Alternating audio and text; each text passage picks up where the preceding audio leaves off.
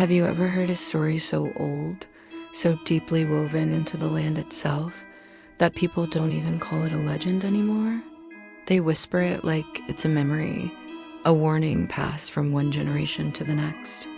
That is the way it is in Sleepy Hollow, a quiet village in New York, where the trees bend low over the roads and the nights seem longer than anywhere else. People here don't joke about ghosts because for centuries, travelers have sworn that something stalks the woods. Something headless, something relentless. They say it began during the Revolutionary War. A Hessian soldier, a mercenary hired by the British, was struck down in battle by a cannonball that tore his head clean from his shoulders. He was buried hastily in the old churchyard, but the ground did not hold him. On nights when the moon hangs low, when fog settles over the hills, his figure rises again, mounted on a black steed, thundering through the forest in search of a head to replace his own. And if you are unlucky enough to cross his path, you won't live to tell anyone what you saw. For most people, it's just a campfire story, an echo of Washington Irving's famous tale. But the people who live in Sleepy Hollow know better. They don't walk alone after midnight, and they don't linger near the old Dutch church where the Hessian was buried, and those who did never came back the same. One of those people was Jonathan Crane. He wasn't a school teacher or a man of books like Irving's character, no. Jonathan was a farmer's son, stubborn, practical, the kind who never put faith in superstition. In the autumn of 1797, when the crops had been harvested and the air was sharp with the smell of burning leaves, Jonathan set out late one evening to visit a friend across the valley. His father warned him not to take the forest path after dark, but Jonathan laughed. "The only thing in those woods are deer and owls," he said. He didn't believe in curses. He didn't believe in ghosts, but that night he would. The moon was bright enough to silver the path ahead, but the deeper Jonathan went, the heavier the shadows grew. The branches arched overhead like the ribs of some great skeleton, shutting out the stars. The air was cold, unnaturally cold, as though the warmth had been drained from it. His horse snorted uneasily, ears flicking back, hooves clattering on the dirt road. Jonathan patted its neck, whispering, but the animal trembled beneath him. Then he heard it. At first it was just a faint rhythm in the distance, thud, thud, thud, like another horse pacing him, keeping to the shadows just out of sight. Jonathan slowed his mount and turned his head, peering into the blackness between the trees. Nothing, only silence. He clicked his tongue and rode on, though his chest felt tight, every sense on edge. The sound came again, closer this time. Thud, thud, thud. Jonathan called out, "Who rides there?" His voice cracked in the cold night. No answer. Just the echo of hoofbeats rolling like thunder, and then he saw it. From the fog ahead, a shape emerged. A rider, cloaked in black, astride a massive horse that gleamed like oil in the moonlight. The figure leaned forward in the saddle, shoulders hunched, but where there should have been a head, there was nothing. Nothing but the hollow curve of the cloak, empty space above the shoulders. Jonathan's mouth went dry. He tried to turn his horse, but the animal reared and bolted forward instead, hooves striking sparks from the stones. Behind him, the hoofbeats grew louder, faster, shaking the very ground. The rider was giving chase. Branches whipped at Jonathan's face as the horse tore down the path, but no matter how fast he rode, the sound was always there, closer, closer.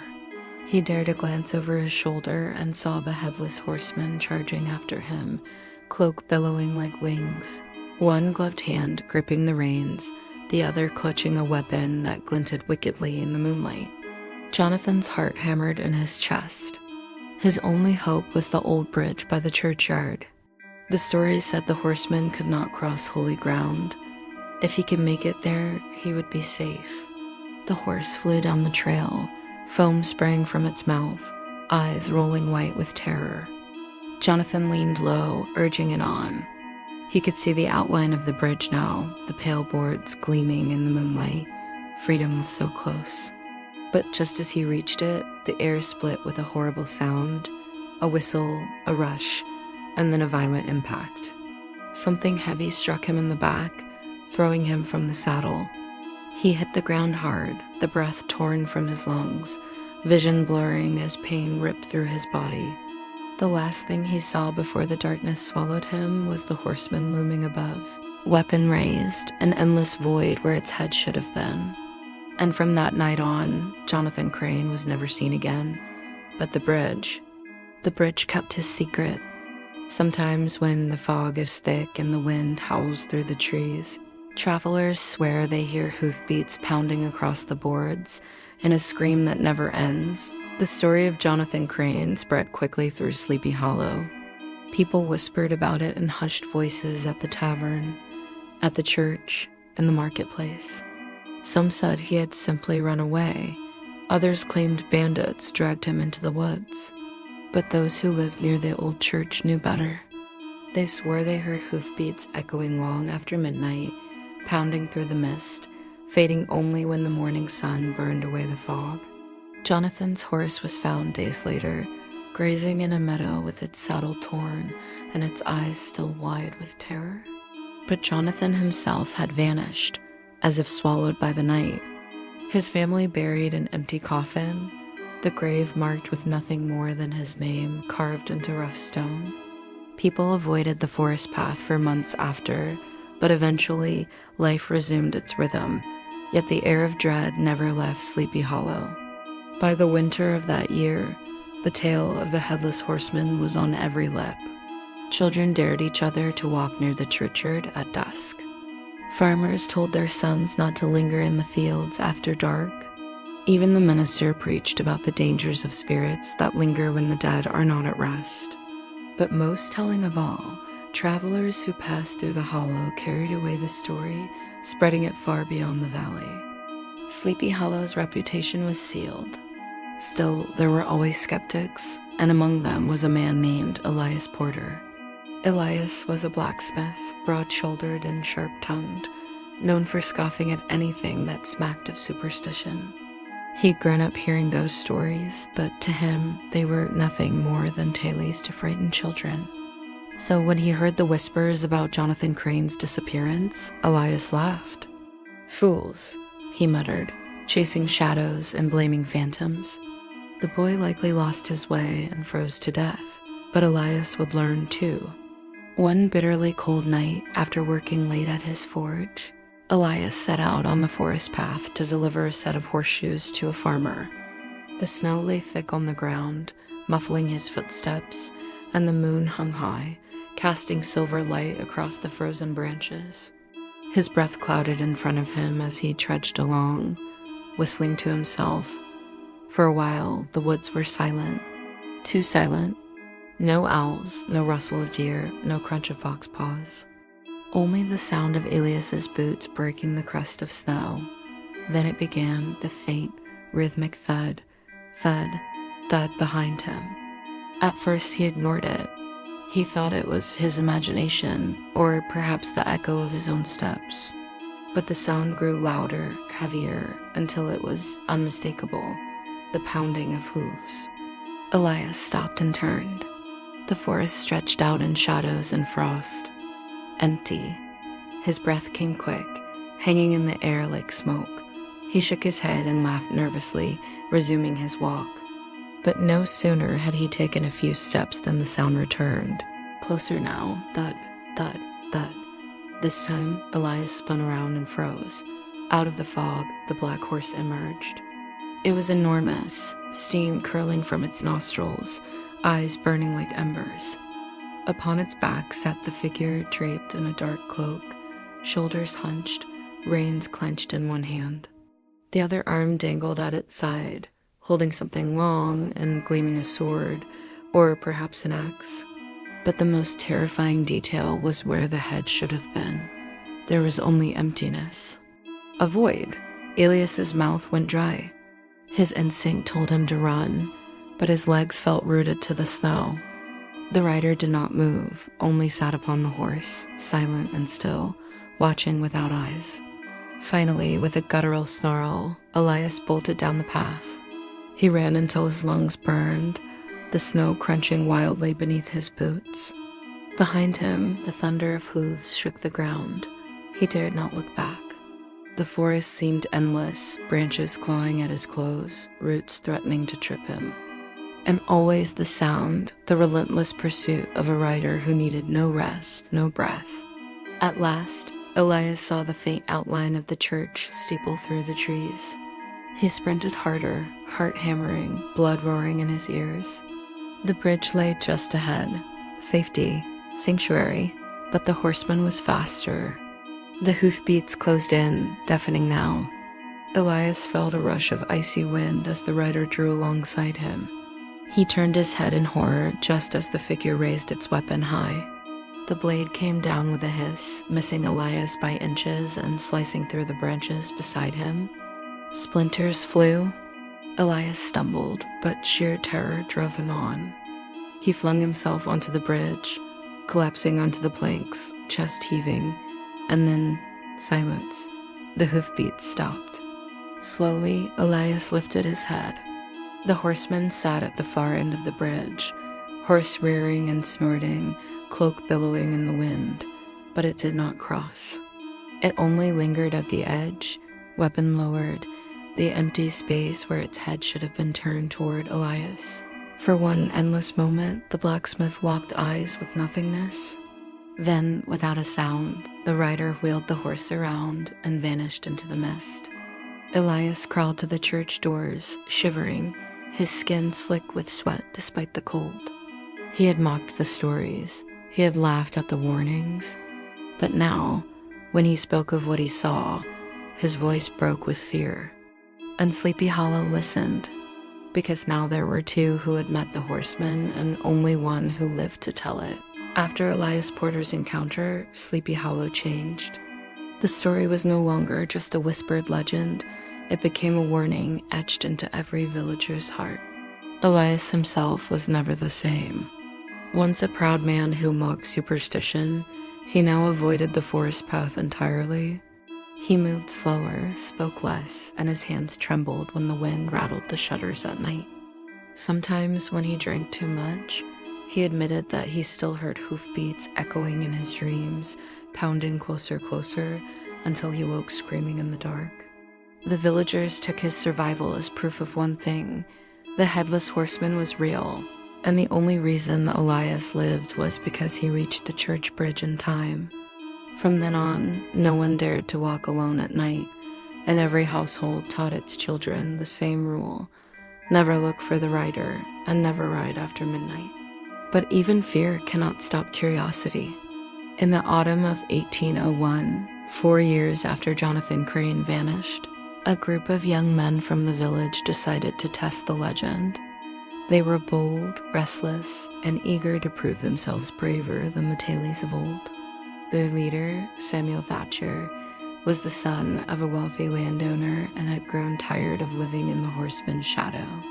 He declared the ghost nothing more than a story to keep children obedient, and he intended to prove it. On a crisp October night, Samuel and 3 of his companions set out for the forest path. They carried lanterns and wine, laughing as they went, determined to show the village how foolish the legend truly was. They even spoke of placing a pumpkin on a stick, pretending it was the horseman's missing head, and parading it through the town to mock the elders' fear. But the forest was not laughing. As the young men entered the woods, their lanterns cast trembling light on the bare branches, shadows stretching long and thin across the road. The laughter grew quieter the deeper they went, swallowed by the silence that clung to the trees. Samuel forced cheer, raising his voice in song, but even he faltered when the wind died and the night grew heavy, as if the woods themselves were holding their breath. Then, without warning, the lantern flames flickered and died. The path fell into blackness. The men cursed, fumbling with flint and steel, but the air had turned so cold that their fingers stiffened. And then came the sound: thud, thud, Hoofbeats, slow at first, deliberate. The ground seemed to tremble with each strike. The men froze, every ounce of bravado draining away. Samuel hissed that it was just a farmer, some late traveler, but the others shook their heads. The sound was too heavy, too steady, as if the horse were forged of iron. The fog thickened, curling around the trunks, creeping across the path. Out of it emerged the shape massive, looming, astride a black steed that glowed like whetstone in the moonlight. The rider leaned forward, cloak shrouding its form. No face, no head, only emptiness. One of the young men screamed. Another dropped his lantern and ran.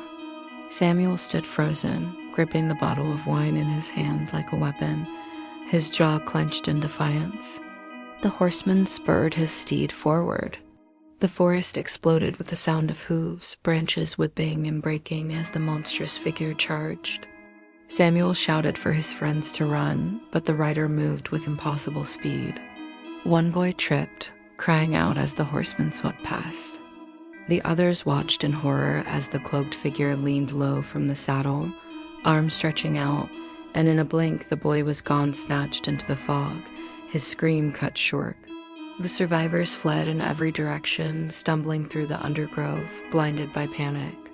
Samuel ran until his lungs were raw, until the woods themselves seemed to shift and twist around him. But no matter where he turned, the pounding hooves followed, closing in. At last, the church bells tolled in the distance, faint but steady. Samuel staggered toward the sound, dragging himself through brambles and snow. The bridge came into view, pale and gleaming in the moonlight. He pushed forward with every shred of strength he had left. The hoofbeats roared behind him. Samuel dove across the bridge, collapsing on the boards. He rolled onto his back just in time to see the horseman halt at the edge. The monstrous steed pawed the ground, breath steaming, but it would not cross. The rider raised one gloved hand, clenched in a fist, as though cursing Samuel silently. Then, with a violent jerk of the reins, the horseman vanished into the fog. Samuel survived. But when he returned to the village, his hair had turned white as snow, and his voice never rose above a whisper again. He told them what had happened, how the horseman had claimed his friend, how the woods swallowed the boy whole. The others who went with him returned too, but they were broken, haunted, their eyes wide and hollow. The missing boy was never found. Not a scrap of clothing, not a drop of blood. His parents left an empty chair at the table for the rest of their days, waiting for a son who would never come home. And the legend of Sleepy Hollow grew darker. Now it was no longer just a ghost story of a soldier searching for his head. It was something more, something hungry, something that hunted the living, and it was patient. Because once the horseman had claimed one soul, the village knew. He would not stop there. Years passed, but Sleepy Hollow never forgot. The story of the horseman had become more than a warning. It was a curse stitched into the very fabric of the village. Every autumn, as the leaves withered and the nights stretched long, the people grew restless. Doors were barred early. Candles burned late into the night. And when the mist crept in from the river, no one dared to look outside their window. The churchyard became a place of fear and reverence. Villagers left offerings at the grave believed to belong to the Hessian soldier coins, bread, even bottles of whiskey, as if bribing him to stay beneath the earth. Yet the hoofbeats still echoed, sometimes faint, sometimes thunderous, but always there, reminding them that he had never truly rested. By 1810, the legend had traveled far beyond Sleepy Hollow. Outsiders came seeking adventure, mocking the villagers' fears. Riders, drunks, and thrill-seekers all walked the forest path after dark, eager to claim they had defied the horseman. Most returned, pale and shaken, swearing they'd seen a shadow in the mist, but a few never returned at all. Among the doubters was a young soldier named Nathan Hale, not the famous patriot, but a distant cousin who carried his name. Nathan had heard the tales since childhood, but believed them nothing more than stories meant to frighten fools. He was a man of the new century, proud, rational, hardened by drills and musket fire. "There are no ghosts," he scoffed. "Only men with too much ale and too little courage." One October night, when the fog was so thick it smothered the lamps in the street, Nathan set out to prove himself. He carried a lantern and his pistol, daring any spirit to challenge him. The villagers tried to stop him, warning him that the woods were hungry that night, that the air itself seemed restless, but Nathan only smiled. "If your ghost comes," he said, "I will put a bullet through his empty skull." He was never seen again. But there were those who claimed to know what happened. A farmer walking near the river swore he heard gunshots ringing through the trees, followed by the wild neighing of a horse, then silence. Only the faint glow of a lantern swaying in the fog, left abandoned on the path. The next morning, they found Nathan's pistol lying in the snow, its barrel bent as if by some impossible force. The village understood. The horseman could not be challenged. He could not be fought, nor mocked, nor outrun, except by crossing the bridge. That was the only law. Holy ground was his boundary. And so long as his grave remained disturbed, so long as his head was lost, he would ride.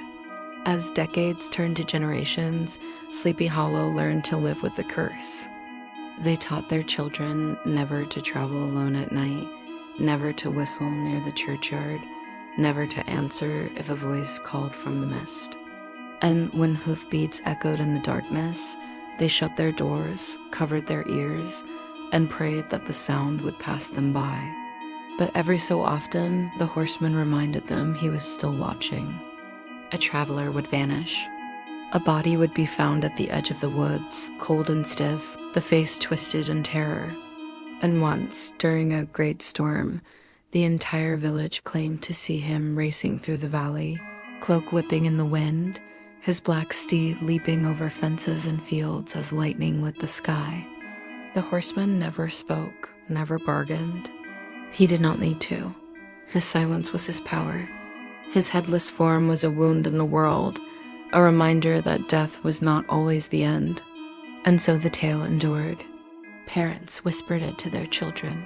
Travelers carried it across America. Writers turned it into legend. But for those who lived in Sleepy Hollow, it was not fiction. It was memory.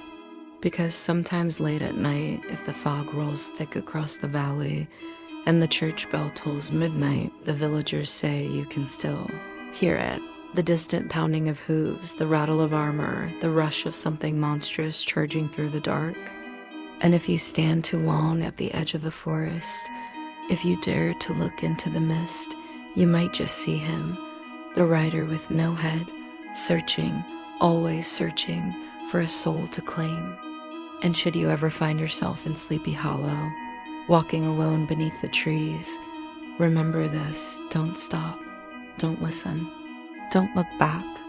Because if you hear the sound of hooves behind you, pounding closer and closer, it may already be too late. For the horseman still rides, and he always will.